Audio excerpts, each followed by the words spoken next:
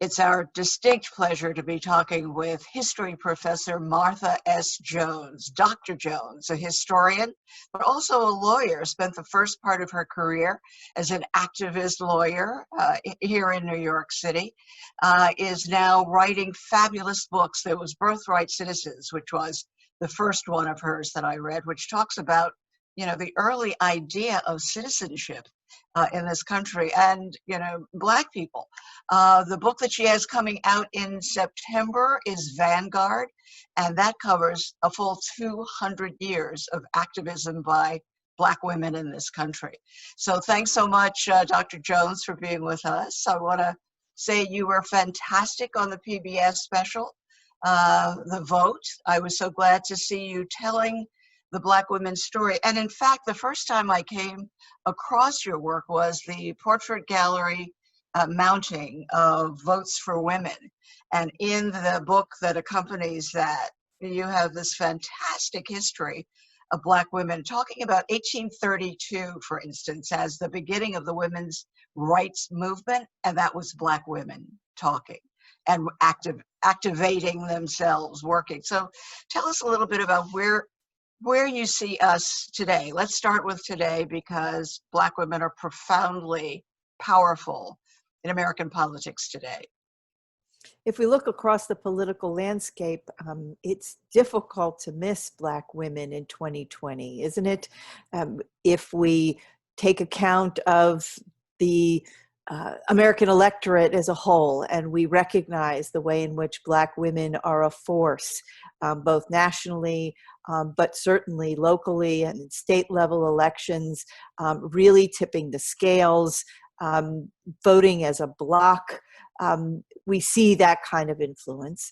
And when we couple that with figures like a Stacey Abrams, a one-time candidate for the governorship of Georgia, and now one of our most staunch voting rights advocates in 2020, we recognize the variety of roles that Black women play. And then let's turn to Congress and to Washington and talk about a figure like Kamala Harris, who not only has made her mark in the Senate, made her mark as a candidate for president, and at least rumors I hear, someone who is on that short list as Vice President Biden. So we might as well go right to that, Dr. Jones. What do you think? Does Joe Biden have any other alternative than choosing a Black woman as his vice presidential pick? What do you think? Well, I think that what we certainly know is that when he does so, if he does so, he will be tapping in to this powerful electorate, but more importantly, I think, to the powerful critique, right, that Black women bring to politics, to the powerful perspective that they bring. Now, I write about Black women's politics going back 200 years. And if there's one thing that has remained a constant, is that Black women have always really been at the cutting edge when it comes to critiques of inequality, when it comes to critiques of sexism and racism in American politics. Black women have always been out front on this.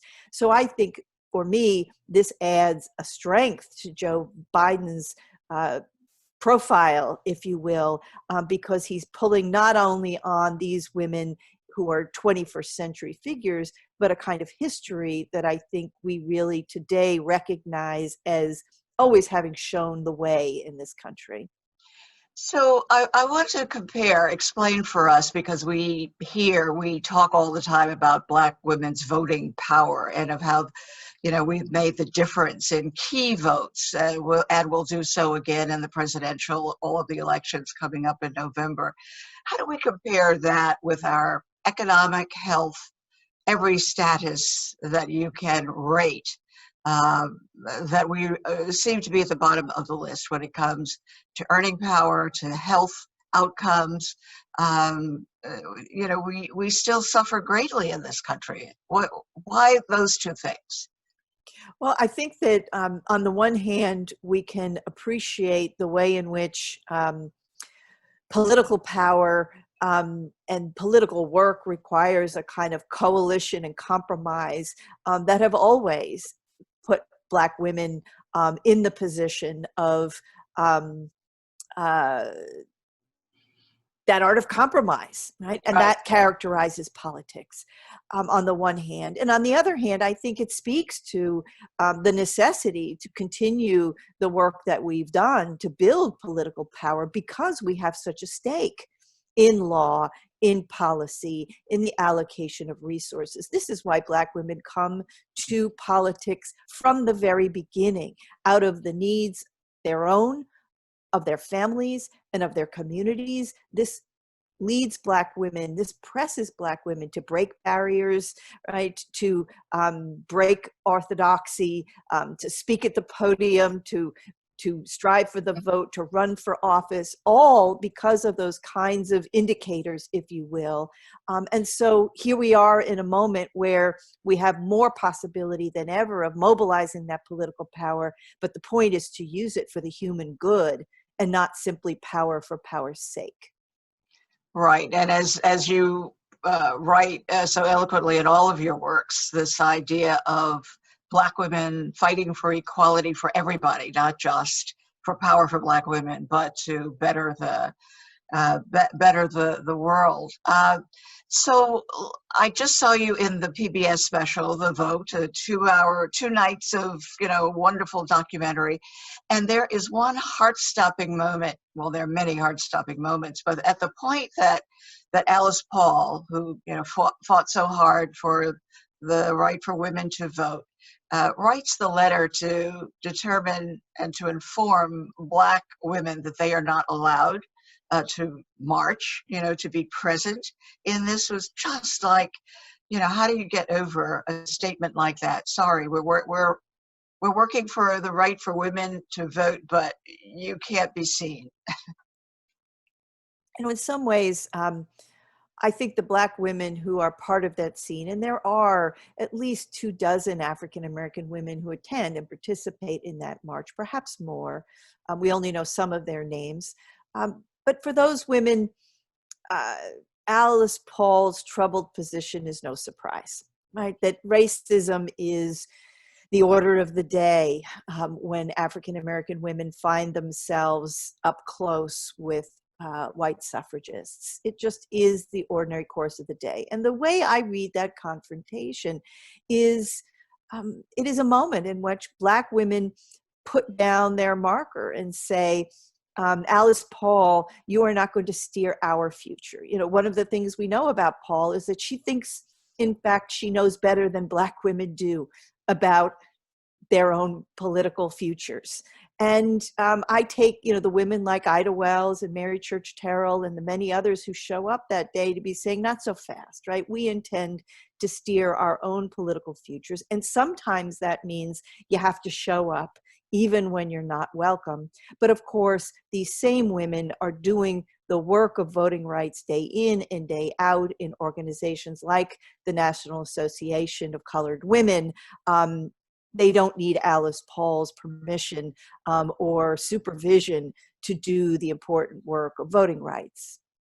Yeah, I was intrigued by a statement watching you talk about the Equal Rights Amendment, for example, and we of course know that that was Alice Paul's next work after the voting rights, and you were saying that Black women who were engaged in voting rights were disappointed that she was and her fellow sister workers were moving away from voting rights and on to this ephemeral equal rights.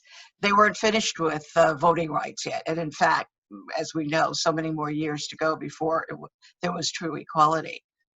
Yes. Hallie Quinn Brown from Ohio is the president of the National Association of Colored Women in 1920.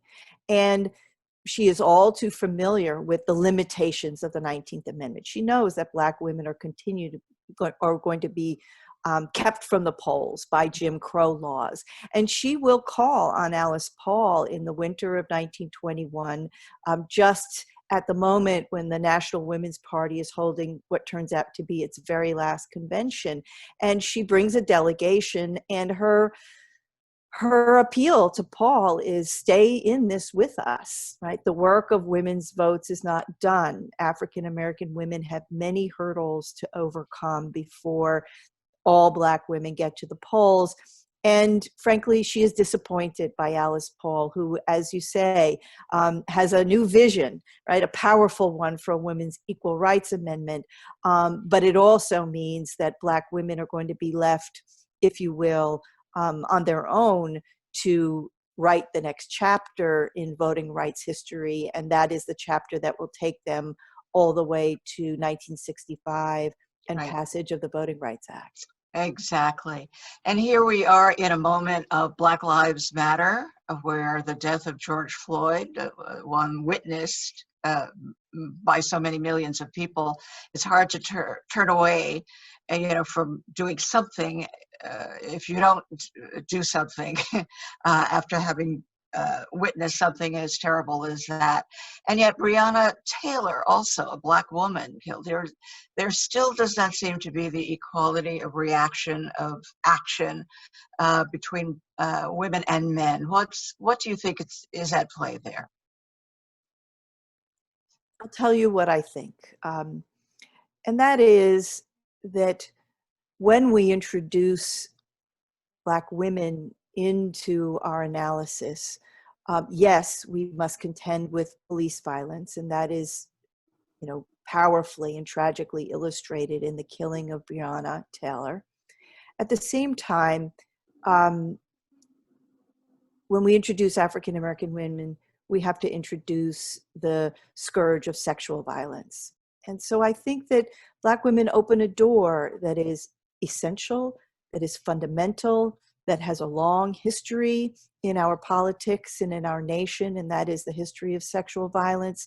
Of course, Tarana Burke has so importantly brought that, to the stage, the national stage, with her Me Too movement. But my sense is that we remain reluctant to fully embrace what it means to speak about state violence and police violence in Black women, because sexual violence has its own histories, its own connotations, even its own stigma, I think, still. But I do think that's where opening that door takes us. And I, for one, am a proponent of opening that door and acknowledging that state violence takes many forms, including the perpetuation of sexual violence, even in the 21st century. Well, Dr. Martha Jones, we've just begun the conversation. I hope we'll have another one. And I want to recommend Vanguard and Birthright Citizens to all of our viewers out there. And thank you so much for being with us. We hope we'll get a chance to have another conversation.